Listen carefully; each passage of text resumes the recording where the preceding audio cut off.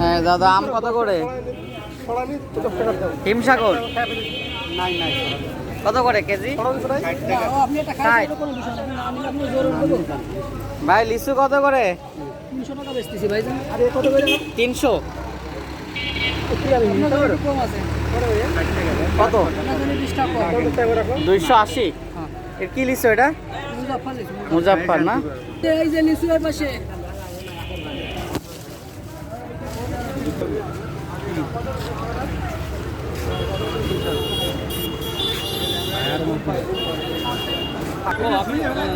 ভাই লিচু কত করে? 250 টাকা শো আমার। উঠান একটা উঠান।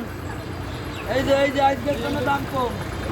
এই ডাইরেক্ট 250, এই যে 350 লাগবে না, জলদি 250।